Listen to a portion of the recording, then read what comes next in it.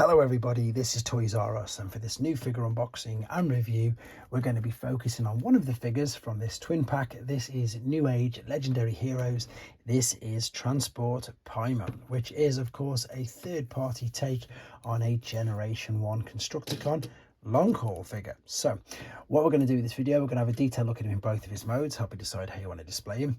We're going to have a look at the accessories that come with him, and of course, as I say, we'll do some full comparison checks with him and the original Constructicons and some other Newage figures. Now I am going to be doing these one at a time and in two boxes at a time because there is so many pieces with these, and I think that you would prefer to watch these in little snippets at your own leisure rather than watching a huge video, because I'm also of course going to be doing a full Constructicon and Devastator combining video, because you can see there he does combine to make Devastator, but there's so much kibble and so many parts, it's a little bit like a parts former, to be honest. So if we do it in stages, hopefully it's a little bit easier to digest. Now they come in two packs anyway.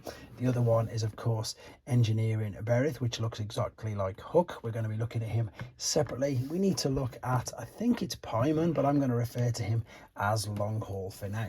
Now these figures are really interesting because they are Constructicons, and I do love the Constructicons. I think most people do, to be honest. I'll bring him in a minute because it's taking the focus away. The figure itself is lovely. It's got full articulation on the head. It even looks up and down, even though some of that is for the transformation, but you can still see that it bobs up and down. There's lovely red detail there on the visor. You've got ball and sockets on the shoulders. That means they'll go out and as far as they are without being restricted. They'll go all the way around. There's a swivel at the bicep because again it's ball and socket, and the fists, so the wrists have got ball and socket, the waist's got ball and socket, the hips you can see are going to kick all the way out and up as well. These are just incredibly articulate for their size, and that's why they're dubbed as mini masterpieces, to be honest. I think these are one of the first few figures that Newage actually did. There is updated hips and stuff. Again, I've got a box full of them, so I'll show you them as well. Because there's two figures, there's two sets of accessories, but we're just going to look at his, and again these are pretty much exact replicas of the Generation 1 figures, but they're all the same color rather than being the different ones that we've got here. Now obviously the engineering traits in this, it's leaps and bounds. You've got literally 40 years worth of engineering improvements with this. The articulation on the original was literally nothing, whereas with these you've got everything. You can even, you know, tilt the wheels if you want to further behind. There's not really that many gaps at the back. It's very cleverly done. Everything's hidden away. You've even, of course, you've probably just seen it here, you got the trumpet, which if you wanted to, of course, you can you can blow, or what's the word, I suppose, just play, yeah, for when of course they are commemorating Starscream for in his coronation, rather, for of course that scene in the movie. So that looks okay. With regards to die-cast parts, I can't find any on here apart from the obvious metal bits in the screws, etc. Otherwise, great little figure. Look, he's even got an ab crunch as well. It's so clever. Right, let's have a quick look at his alternate mode then. Okay, we're back. You can see he's already in his alternate mode, and I suppose this is where they're the most clever. And what I mean by that is this is absolutely tiny compared to the original G1, and indeed how big he was when he was a robot. It's one of them clever transformations that you probably already noticed I've uploaded separately already, where everything sort of condenses really well. And once again, you know, it is a huge update to this. Even though it's tiny, it'll fit pretty much in the back of the original one.